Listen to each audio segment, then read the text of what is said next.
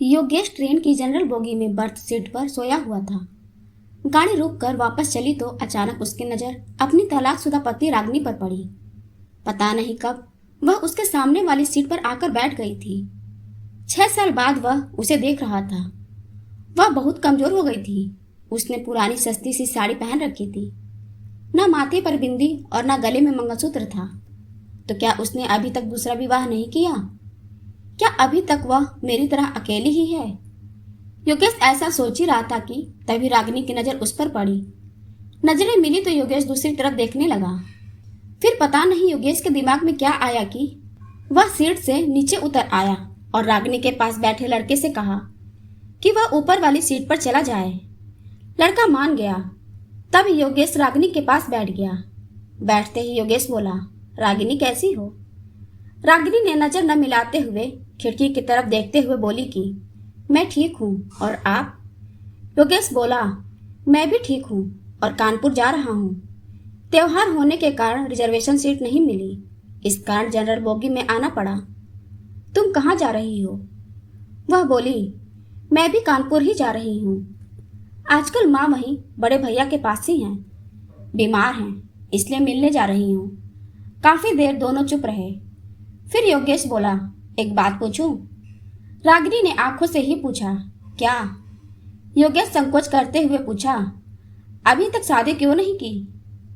वह कुछ नहीं बोली, मगर जब योगेश ने दोबारा नहीं पूछा तो रागिनी ने पूछा, आपने की है शादी?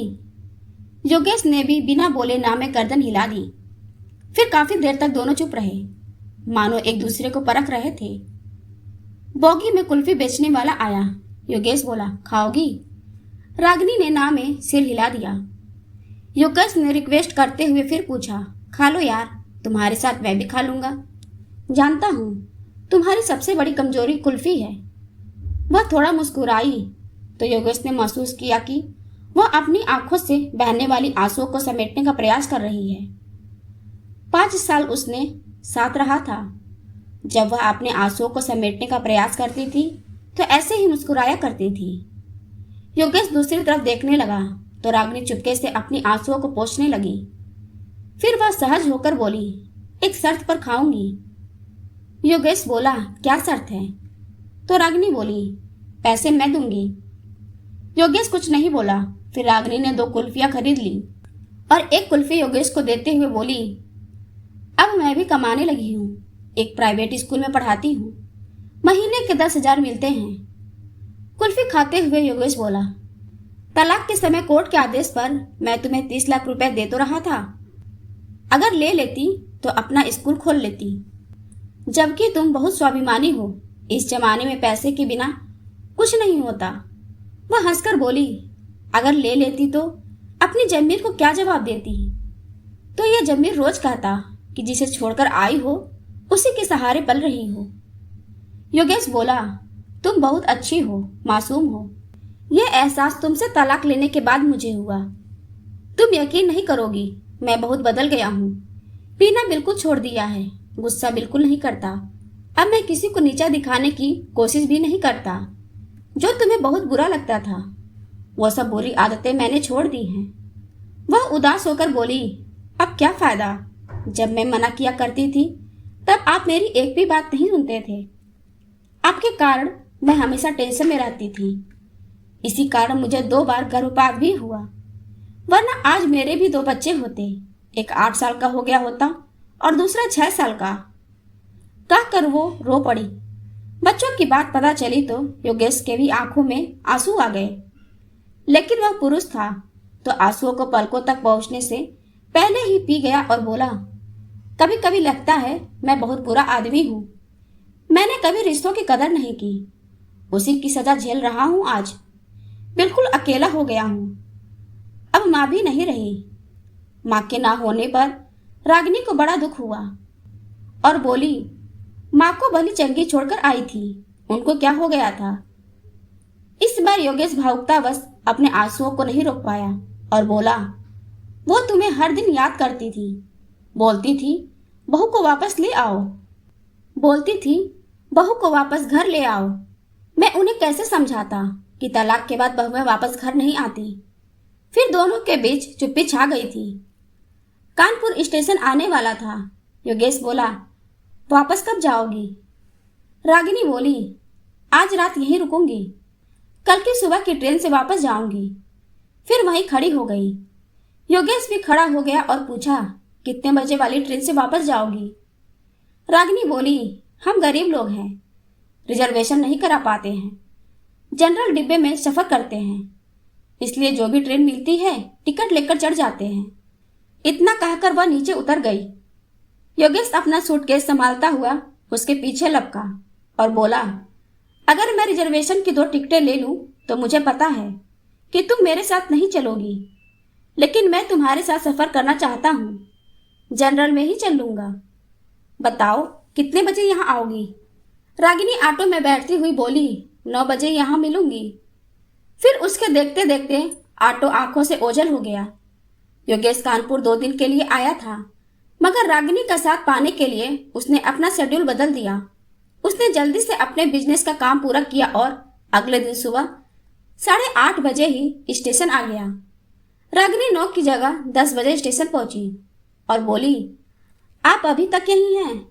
मैं सोच रही थी कि आप चले गए होंगे। रागिनी बहुत खुश थी।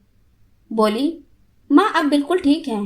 योगेश बोला, मैं तुम्हारा भी टिकट ले आया हूँ, अब 30 रुपए के टिकट के लिए कुछ कहना मत।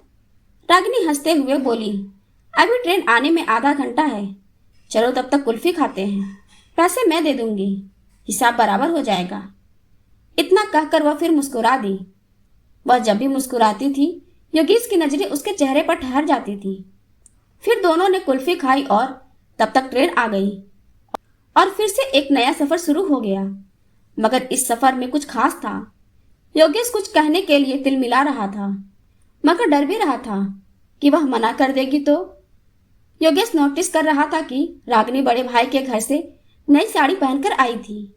वह बहुत सुंदर लग रही थी। खिड़की से आ रही ठंडी हवा के झोंके से रागिनी के ललाट पर लटके बालों की एक लड़ी झूम उठती है। उसे ऐसे देखकर योगेश के दिल में एहसास सा उठता है कि ये औरत कभी उसकी जिंदगी थी, मगर मैं इसे संभाल कर नहीं रख पाया। योगेश की मना स्थिति से अनजान रागिनी बोली, क्या हुआ, आप गुमसुम क्यों हो? दोस्त बनकर ही सही, कुछ बात तो कर लो। योगेश बोला, मुझे दोस्ती नहीं चाहिए। रागिनी को झटका सा लगा। बोली, फिर क्यों मेरे साथ सफर करने के लिए उतावले थे आप? योगेश बोला, मुझे तू चाहिए, वो भी हमेशा के लिए, जन्मों जन्मों के लिए, मेरे साथ हंसने के लिए, मेरे साथ रोने के लिए। वह इतनी जल्दी में ये सारी बातें बोला कि रागिनी बस उसके मुंह की ओर देखते रह गई। वह आगे बोला, मैं गलत था, तुम्हारी कदर नहीं कर पाया, मगर तुम्हारे जाने के बाद मुझे मेरे गलतियों का एहसास हो गया है, मुझे माफ कर दो, कहकर वह रो पड़ा। रागिनी चुप हो गई, बस उसके चेहरे की तरफ देखे जा रही थी।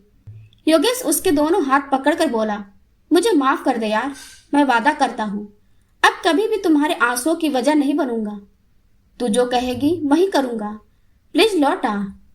रागिनी ने माथे पर से साड़ी थोड़ी सी पीछे सरकाई और बोली, इधर देखिए जरा। योगेश ने देखा, रागिनी ने मांग भर रखी थी। वह बोली, मैं जानती थी आप यही सब करोगे, मैंने कल ही सोच लिया था कि अब अकेले चलने के दिन खत्म हो गए हैं, मेरा हमसफर लौट आया है, अब आगे का सफर उसी के साथ तय करना है। थक गई हूं मैं अकेले चलते चलते, कहते हुए वह अजीब सी मुद्रा में मुस्कुराने लगी। योगेश बोला, मैं जानता हूं जब तेरा दिल रोने को होता है तब तू ऐसे ही मुस्कुराती है, मत रोक इन आंसुओं को, इन्हें बह जाने दो, दिल हल्का हो जाएगा। इतना सुनते ही रागिनी का संयम जवाब दे गया। वह जोर जोर से रोने लगी। पूरे डिब्बे के लोग उन्हें देखने लगे, मगर रागिनी ने लोगों की परवाह नहीं की। वह योगेश के कंधे पर सर रखकर रोती रही। कुछ देर बाद रागिनी का गांव आ गया। गाड़ी कुछ पल रुकी, फिर चल पड़ी। रागिनी को अब वहां उतरना ही नहीं था। जिंदगी में एक नया सफर फिर से शुरू हो गया। अब उसकी मंजिल मायका नहीं, पिया का घर था, जो वर्षों से उसके लौटने का इंतजार कर रहा था। वह अभी योगेश के कंधे पर सर रखी थी, आंखें बंद कर मंद मंद मुस्कुरा रही थी। एक मासूम बच्चे की तरह। कहानी कैसी लगी कमेंट करके जरूर बताएं। कहानी अच्छी लगी हो तो वीडियो को लाइक करें, शेयर करें और सब्सक्राइब करना ना भूलें।